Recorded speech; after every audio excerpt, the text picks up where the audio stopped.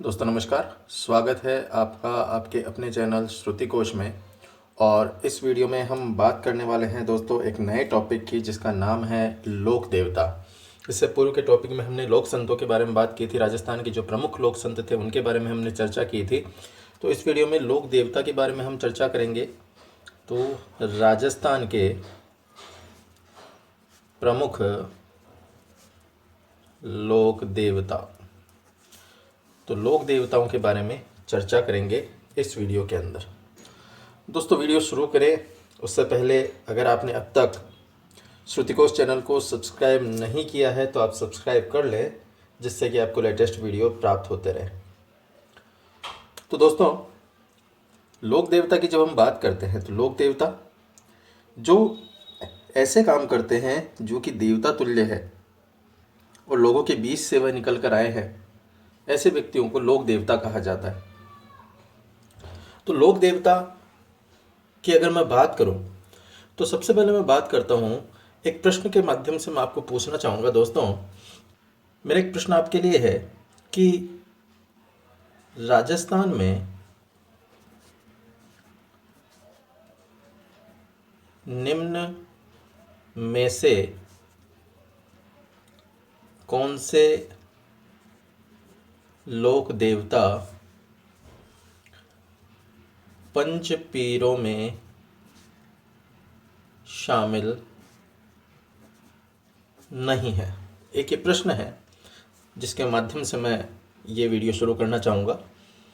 तो राजस्थान में निम्न में से कौन से लोक देवता पंचपीरों में शामिल नहीं हैं, जिनमें ऑप्शन आपके पास है रामदेव जी, तेजा जी,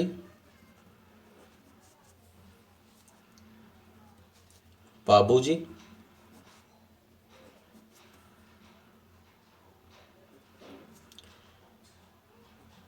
मांगलिया जी, मांगलिया मेहा। तो ये चार नाम हैं और आपको इनमें से ये बताना है कि राजस्थान में निम्न में से कौन से लोक देवता पंचपीरों में शामिल नहीं है। तो दोस्तों क्या है इसका उत्तर? दोस्तों इसका उत्तर है तेजा जी। दोस्तों कई बार ये प्रश्न जो है हमारा गलत होता है, और गलत क्यों होता है? क्योंकि हम तेजा जी को पंचपीर मान लेते हैं और ज़्यादातर एग्ज़ाम में जो बालक हैं वो इस प्रश्न को गलत करके आते हैं। तेजा जी क्योंकि प्रसिद्ध लोक देवता हैं तो उनको जो है वो माना जाता है कि ये क्या है, ये राजस्थान के पंचपीरों में शामिल है, लेकिन ये पंचपीरों में शामिल नहीं है। तो फिर पंचपीरों में कौन शामिल है? तो शुरुआत में यहीं से करता हूं कि आखिर पहले वो कौन से लोक देवता है जो कि पंचपीरों में शामिल है। तो दोस्तों इसके लिए कहा जाता है, एक उक्ति इसके लिए है कि पंचपीर कौन कौन से हैं।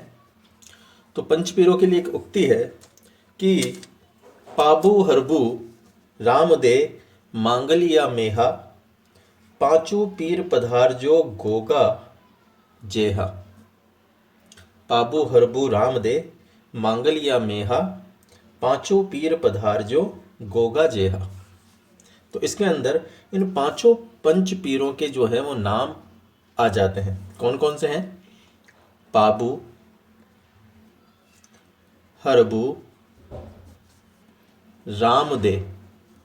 पाबू हरबू रामदे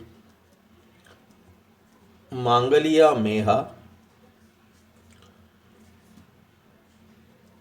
पांचों पीर पधार जो गोगा जेहा। तो ये इसमें इस पंक्ति में, इस उक्ति में पांचों देवताओं के पंचपीरों के नाम हैं पाबू जी, हरबू जी, रामदेव जी, मांगड़िया मेहा जी और गोगा जी। तो ये पांच जो हैं वो पंचपीरों में आते हैं। तेजा जी जो है वो पंचपीर में नहीं आते हैं, लेकिन क्योंकि कई बार गलत क्यों हो जाता है हमारा, क्योंकि हम तेजा जी को क्या है पंचपीरों में मानकर और कर देते हैं कि सब तेजा जी जो है वो पंचपीरों में शामिल है और मांगलिया मेहा जी नहीं है, या अन्य कोई जो भी लोक देवता आता है वो नहीं है। तो क्योंकि तेजा जी को क्या माना जाता है, लोकप्रिय देवता माना जाता है, तो उनको कई बार पंचपीर मान लिया जाता है। ठीक है दोस्तों। अब हो सकता है ये इतनी बड़ी लाइन आपको याद ना रहे, तो एक छोटी सी ट्रिक आप याद कर लेंगे तो भी आप इस प्रश्न को सही कर पाएंगे। ट्रिक यह है कि आप अगर लाइन याद कर ले, मान लीजिए गोपा है राम, गोपा है राम तेजा नहीं, गोपा है राम तेजा नहीं। अब देखिए ये आपके पंचपीर आ गए। गोपा है राम तेजा नहीं में आपके पांचों पीर आ गए। कौन कौन से पांचों पीर आ गए देख लीजिए एक बार। यहाँ पर ये आ गए गोगा जी, गोगा जी। ये आ गए पासे पाबू जी, पा से आ गए पाबू जी। है से आ गए हड़बू जी, हड़बू जी। रा से आ गए रामदेव जी, और मैं से आ गए मांगलिया मेहा जी। तो आगे दोस्तों, तो आप इस, अगर इतनी बड़ी लाइन आपको याद नहीं रहे तो आप इस छोटी सी लाइन से याद कर सकते हैं कि गोपा है राम तेजा नहीं। तो गोगा जी, बाबू जी, हड़बू जी, रामदेव जी, मांगलिया मेहा जी, ये जो है ये राजस्थान के पंचपीरों में शामिल हैं। तेजा जी पंचपीरों में शामिल नहीं है, जैसा कि इस प्रश्न के माध्यम से मैंने आपको पूछना चाहा। तो अब शुरू करते हैं। हम सबसे पहले बाबा रामदेव के बारे में ही हम चर्चा करते हैं। बाबा रामदेव, तो बाबा रामदेव की हम चर्चा कर लेते हैं, जो कि राजस्थान के पंचपीरों में शामिल है। एक प्रसिद्ध लोक देवता जो है रामदेव जी, और इनको अगर देखा जाए तो कई नामों से जाना जाता है, जैसे कि रामसा पीर, रामसा पीर के नाम से जाना जाता है। इनको रूणीचा का धनी या रूणीचारा धनी के नाम से जाना जाता है। इनको कृष्ण का अवतार माना जाता है, कृष्ण का अवतार भी इनको माना जाता है। तो ये कई नामों से जानते हैं इनको। अब बात करें अगर इनके जन्म की, तो जन्म हुआ दोस्तों इनका उड़ू कश्मीर में। जन्म कहाँ हुआ इनका? जन्म हुआ उड़ू कश्मीर। उड़ू कश्मीर में जन्म हुआ। उड़ू कश्मीर शिव तहसील में है, शिव तहसील, और ये है बाड़मेर में। तो बाड़मेर की शिव तहसील के उड़ू कश्मीर में जन्म हुआ बाबा रामदेव का। और उस दिन तिथि थी भाद्रपद शुक्ल द्वितीया, भाद्रपद शुक्ल द्वितीया जो है उस दिन तिथि थी। और इस भाद्रपद शुक्ल द्वितीया को ही बाबेरी बीज के नाम से जाना जाता है, या बाबेरी दूज भी इसको कहा जाता है। तो ये इनकी अवतार तिथि जो है वो बाबेरी बीज कहलाती है, अवतार तिथि। तो अवतार तिथि जो है रामदेव जी की वो बाबेरी बीज कहलाती है। इनके पिता जो थे वो पिता थे अजमाल जी, और माता थी इनकी मैणा दे। अजमाल तंवर थे ये, अजमाल जी तंवर, माता इनकी मैणा दे थी। और वंश इनका था, वंश था इनका तंवर वंशीय राजपूत थे ये, तंवर वंशीय राजपूत इनका वंश था। तो बाबा रामदेव जन्म उड़ू कश्मीर शिव तहसील बाड़मेर में हुआ। भाद्रपद शुक्ल द्वितीया को इनका जन्म हुआ। और बाबेरी बीज जो है भाद्रपद शुक्ल द्वितीया को कहा जाता है, जो इनकी अवतार तिथि है उस अवतार तिथि को बाबेरी बीज भी कहा जाता है। इनके पिता का नाम अजमाल तंवर था, माता का नाम मैणादे था, और वंश था इनका तंवर वंशीय राजपूत ये थे। इनके भाई का नाम था, भाई था इनका वीरमदेव,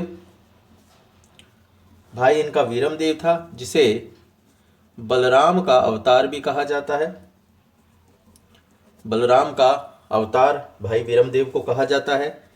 इनकी पत्नी का नाम था, इनकी जो पत्नी थी उसका नाम था नेतलदे, नेतलदे इनकी पत्नी का नाम था। और ये जो नेतलदे थी, ये नेतलदे थी अमरकोट के सोढ़ा राजपूत थे, अमरकोट के सोढ़ा राजपूत दल्ले सिंह की पुत्री थी ये, दल्ले सिंह की पुत्री। तो अमरकोट के सोढ़ा राजपूत दल्ले सिंह की पुत्री थी नेतल दे। तो नेतल दे इनकी पत्नी थी और भाई थे इनके वीरमदेव। इनकी अगर बहन की बात की जाए तो बहन का नाम था इनका सुगना। बहन थी इनकी सुगना बाई, और इस बहन का जो विवाह हुआ था वो विवाह हुआ था, वाइफ थी ये विजय राव की, जो थे पोंगल बीकानेर के थे। तो बहन इनकी सुगना बाई, इनकी एक धर्म की बहन भी थी और उस धर्म की बहन का नाम था डालीबाई। डालीबाई इनकी धर्म की बहन थी और ये मेघवाल जाति की थी। डालीबाई इनकी बहन थी धर्म की, ये मेघवाल जाति की थी। और इस डालीबाई ने रामदेव जी ने जब समाधि ली थी तो उनकी समाधि से एक दिन पूर्व ही इस डालीबाई ने भी समाधि ले ली थी। तो रामदेव जी की समाधि से एक दिन पूर्व किसने समाधि ली? डालीबाई ने एक दिन पूर्व समाधि ग्रहण की। तो एक दिन पूर्व जो है उसने समाधि ग्रहण कर ली थी रामदेव जी से। बात करें इनके गुरु की, तो गुरु थे दोस्तों इनके बालीनाथ जी।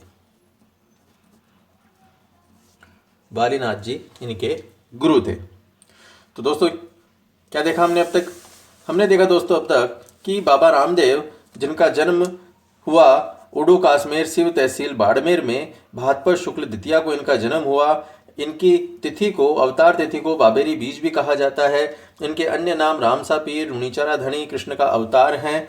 इनके पिता अजमाल तंवर हैं, माता मेणा दे हैं। वंश इनका तंवर वंशीय राजपूत है। भाई वीरमदेव है, वीरमदेव को बलराम का अवतार भी कहा जाता है। इनकी पत्नी का नाम जो है नेतल देह है, और नेतल देह जो है अमरकोट के सोढ़ा राजपूत दल्ले सिंह की पुत्री है। बहन सुगनाबाई, सुगनाबाई के हस्बैंड का नाम विजय राव, जो कि पोंगल बीकानेर के हैं। वहीं पर धर्म की जो बहन है उसका नाम है डालीबाई, जो कि मेघवाल जाति की है। और रामदेव जी की समाधि से एक दिन पूर्व ही इन्होंने समाधि ग्रहण कर ली थी। इनके गुरु जो है वो बालीनाथ जी जो है इनके गुरु थे। नेक्स्ट हम बात करते हैं इनके द्वारा चलाए गए पंथ की। ये संस्थापक थे ये कामड़िया पंथ के ये संस्थापक थे। और इस कामड़िया पंथ के मेले का जो मुख्य आकर्षण था, मेले का मुख्य आकर्षण जो था, वो मेले का मुख्य आकर्षण क्या था? तेहरताली नृत्य। तेहरताली नृत्य इस कामड़िया पंथ के मेले का मुख्य आकर्षण था। और ये तेहरताली नृत्य जो है वो करता कौन था? ये करती थी कामड़ जाति की महिलाएं। कामड़ जाति की महिलाएं या स्त्रियां जो हैं वो तेहरताली नृत्य किया करती थी। इनके बारे में कहा जाता है कि इन्होंने सातलमेर जैसलमेर में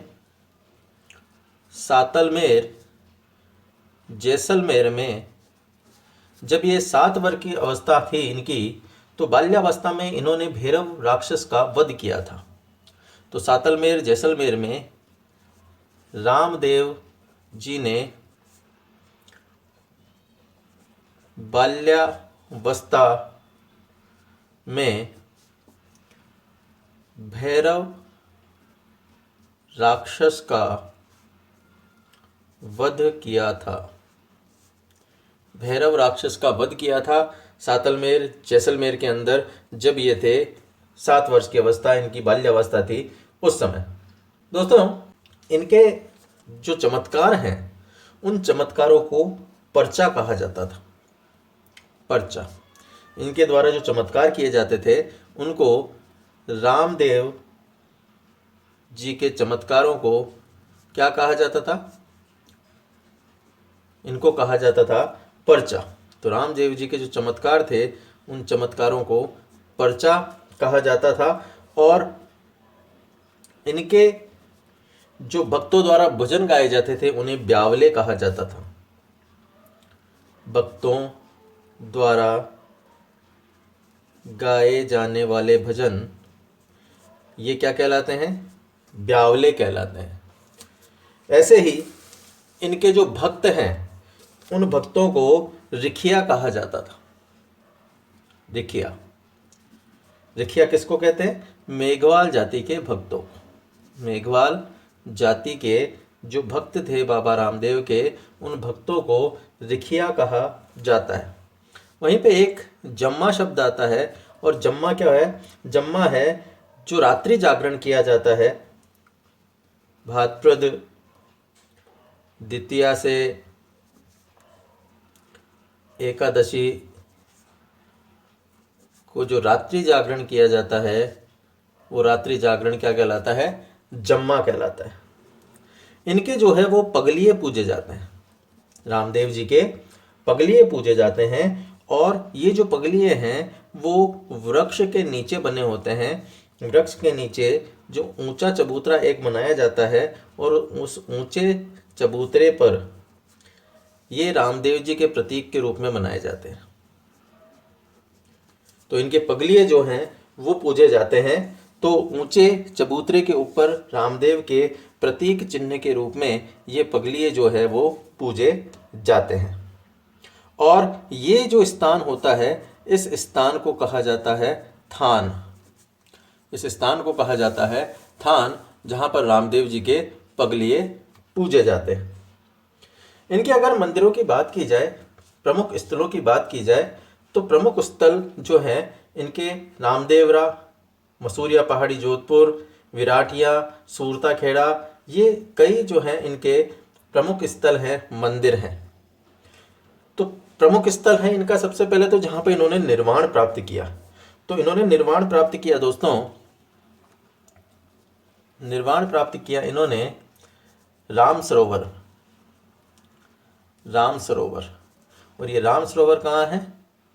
ये है राम देवरा, जो कि कहाँ है? रुणेचा में। तो निर्वाण इन्होंने राम सरोवर रामदेवरा प्राप्त किया, जो कि रुणेचा में है। और इनके अगर प्रमुख स्थलों की बात की जाए, प्रमुख स्थल हैं ये हैं रामदेवरा, जिसको बड़ा देवरा भी कहा जाता है। इसके अलावा अन्य जो स्थल हैं वो अन्य स्थल हैं मसूरिया पहाड़ी,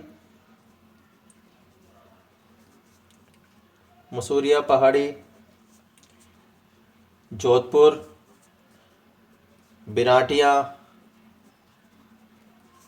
अजमेर, और एक छोटा रामदेवरा भी है, छोटा रामदेवरा। और ये छोटा रामदेवरा कहाँ है दोस्तों? छोटा रामदेवरा मंदिर ये है गुजरात में। तो बड़ा रामदेवरा कहाँ है? बड़ा देवरा तो है रामदेवरा जो कि रुणेचा के अंदर है, और छोटा रामदेवरा जो है वो गुजरात के अंदर है इनका। तो इनके मंदिरों को क्या कहा जाता है? मंदिर कहलाते हैं इनके देवरा। इनके मंदिरों को देवरा कहा जाता है। और इन्होंने जो निर्वाण प्राप्त किया था, यानी समाधि ली थी, वो समाधि ली थी दोस्तों भाद्रपद शुक्ल एकादशी को। भाद्रपद शुक्ल एकादशी को इन्होंने समाधि ली थी, और संवत था 1515। संवत 1515 में इन्होंने समाधि ली। और कहाँ है ये? ये है रुणीचा के राम सरोवर के किनारे। तो इनकी समाधि भाद्रपद शुक्ला एकादशी को इन्होंने समाधि ली, और ये समाधि जीवित समाधि ली थी इन्होंने संवत 1515 के अंदर रुणीचा के राम सरोवर के किनारे, जो कि इनका प्रमुख स्थल है, निर्वाण का स्थल है। जिसे राम देवरा भी कहा जाता है, बड़ा देवरा भी कहा जाता है। और यहीं पर जो है इनका मेला लगता है, यहीं पर इनका क्या लगता है, मेला लगता है। और ये मेला लगता है भाद्रपद शुक्ल द्वितीया से एकादशी तक, भाद्रपद शुक्ल द्वितीया से एकादशी तक मेला लगता है। और ये जो मेला है ये सांप्रदायिक सद्भाव का प्रतीक है। यानी यहाँ पर हिंदू मुस्लिम सभी धर्मों के जो लोग हैं वो बढ़ चढ़ कर हिस्सा लेते हैं। तो सांप्रदायिक सद्भाव के प्रतीक के रूप में रामदेव जी को जाना जाता है। इनके मेलों में शांतिपूर्वक ये जो लोग हैं ये आपस में मिलते हैं जुलते हैं और विभिन्न प्रकार के जो कर्तव्य हैं वो यहाँ पर करते हैं, मेले का आनंद उठाते हैं। वहीं पर बात की जाए इनके घोड़े की, तो घोड़ा है इनका लीला। लीला इनके घोड़े का नाम था। इनके दोस्तों मंदिरों के ऊपर नेजा फहराई जाती है, नेजा यानी ध्वजा फहराई जाती है। और ये ध्वजा होती है 5 रंग की। तो 5 रंग की जो ध्वजा है वो इनके मंदिरों के ऊपर फहराई जाती है। इनके द्वारा रचना भी लिखी गई और रचना थी इनकी 24 वाणियाँ। इनके द्वारा एक रचना लिखी गई, रचना का नाम था 24 वाणियाँ। 24 वाणियाँ इनकी रचना का नाम था। तो रामदेव जी का ये काव्य संग्रह था 24 वाणियाँ। और रामदेव जी एकमात्र ऐसे संत है दोस्तों जो कि लोक देवता के साथ साथ कवि भी थे। तो यहाँ पे हम लिख सकते हैं कि रामदेव जी राजस्थान के एकमात्र लोक देवता हैं जिन्होंने क्या लिखा, पुस्तक लिखी। तो राजस्थान के एकमात्र लोक देवता हैं जिन्होंने पुस्तक की रचना की है। तो हमने क्या देखा इसमें देख लेते हैं एक बार। दोस्तों हमने देखा कि जो बाबा रामदेव थे उन्होंने स्थापना की, कामड़िया पंथ की स्थापना की। और इस कामड़िया पंथ का जो मेला लगता है उस मेले का प्रमुख आकर्षण जो है वो तेरहताली नृत्य है। और कामड़ जाति की जो महिलाएं हैं वो इस नृत्य को करती है। सातलमेर जैसलमेर के अंदर रामदेव जी ने बाल्यावस्था में भैरव राक्षस का वध किया था। और इनके जो चमत्कार हैं उन चमत्कारों को कहा जाता है दोस्तों पर्चा। तो इनके चमत्कारों को कहा जाता है पर्चा। और भक्तों द्वारा गाए जाने वाले जो भजन हैं उनको ब्यावले कहा जाता है। वहीं पर इनके जो भक्त हैं उन भक्तों को कहा जाता है दोस्तों रिखिया। तो मेघवाल जाति के भक्त जो हैं वो रिखिया कहलाते हैं। जम्मा जो हैं, जम्मा ये भाद्रपद द्वितीया व एकादशी को जो रात्रि जागरण होते हैं तो रात्रि जागरण ये जम्मा कहलाते हैं। वहीं पर इनके जो पगलिये हैं वो पूजे जाते हैं। और पगलिये कहाँ मनाए जाते हैं, वृक्ष के नीचे ऊंचे चबूतरे पर जो रामदेव जी के प्रतीक चिन्ह के रूप में मनाए जाते हैं वो पगलिये पूजे जाते हैं। और इनके स्थान को कहा जाता है थान। इन्होंने दोस्तों निर्वाण प्राप्त की राम सरोवर रामदेवरा रुणेचा के अंदर। और प्रमुख स्थल जो है इनके रामदेवरा जिसे बड़ा देवरा भी कहा जाता है, मसूरिया पहाड़ी जोधपुर के अंदर इनका एक प्रमुख स्थल है, विराटिया अजमेर के अंदर प्रमुख स्थल है। इसके अलावा छोटा रामदेवरा मंदिर जो कि गुजरात में है वहाँ पे भी इनका जो है प्रमुख स्थल माना जाता है। इनके मंदिरों को देवरा कहा जाता है। समाधि इन्होंने भाद्रपद शुक्ल एकादशी को ली जो कि जीवित समाधि थी संवत 1515 के अंदर। और रुणीचा के राम सरोवर के किनारे जो है ये समाधि इन्होंने ली थी। दोस्तों इनके समाधि के यहाँ पर एक मेला लगता है जो कि भाद्रपद शुक्ल द्वितीया से एकादशी का मेला लगता है और सांप्रदायिक सद्भाव का ये प्रतीक माना जाता है। इनके घोड़े का नाम लीला था। नेजा इनके मंदिरों के ऊपर जो ध्वजा फहराई जाती है 5 रंग की ध्वजा ये होती है जिसको नेजा कहा जाता है। वहीं पर इनकी जो रचना लिखी गई है वो रचना का नाम है 24 वाणियाँ। और राजस्थान के एकमात्र ऐसे लोक देवता हैं जिन्होंने पुस्तक भी लिखी है। तो ये इनके बारे में कई जो है महत्वपूर्ण बातें हैं। दोस्तों यहाँ पर ये आपको बिंदुवार चीज़ें जो है वो दी गई है, यानी प्रश्न सीधा सीधा ऐसे ही उठा के दिया जाता है जैसा मैंने आपको लिखा है। मान लीजिए आप तो सीधा पूछा जाएगा कि छोटा रामदेवरा मंदिर कहाँ स्थित है। बाबा रामदेव का छोटा रामदेवरा मंदिर कहाँ स्थित है, तो गुजरात के अंदर स्थित है। इनकी समाधि जो है वो किस स्थान पर है, रुणीचा के राम सरोवर के किनारे स्थान है। इनके घोड़े का क्या नाम था, लीला इनके घोड़े का नाम था। नेजा क्या है, तो ध्वजा है। रचना कौन सी है, 24 वाणियाँ हैं। पगलिये इनके पगलिए पूजे जाते हैं। तो पगलिए किसके पूजे जाते हैं? बाबा रामदेव के पगलिए पूजे जाते हैं।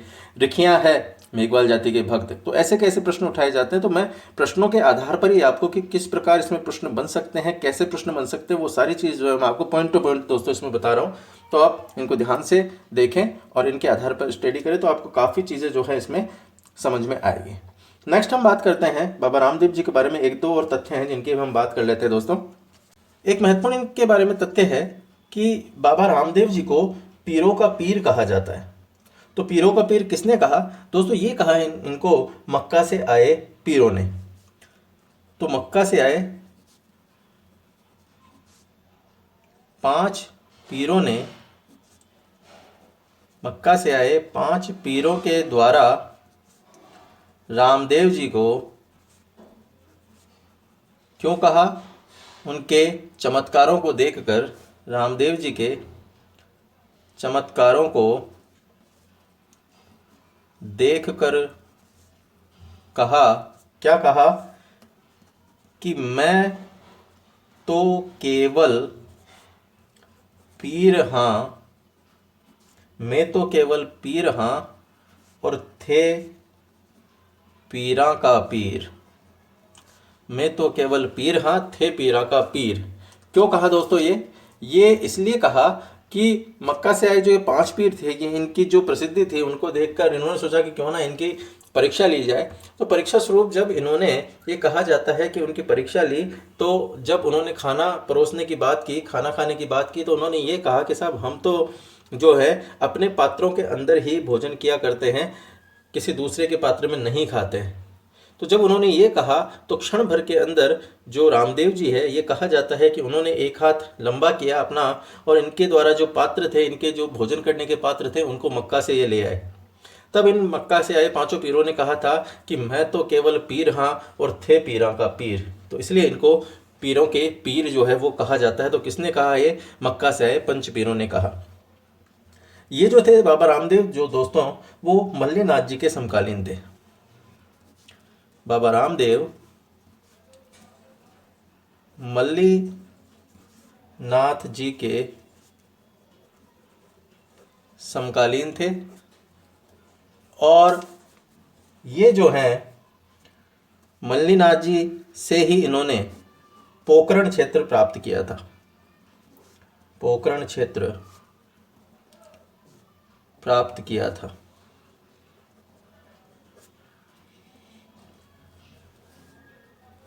इनकी जो फड़ बाँची जाती है वो बीकानेर और जैसलमेर में बाँची जाती है। बाबा रामदेव की फड़ बीकानेर, जैसलमेर में मुख्यतया बाँची जाती है।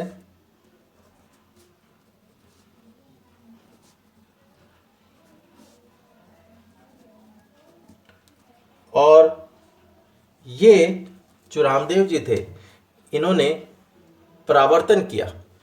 परावर्तन के बारे में रामदेव जी को जाना जाता है, परावर्तन के लिए रामदेव जी को जाना जाता है। और ये परावर्तन क्या है दोस्तों? परावर्तन है हिंदू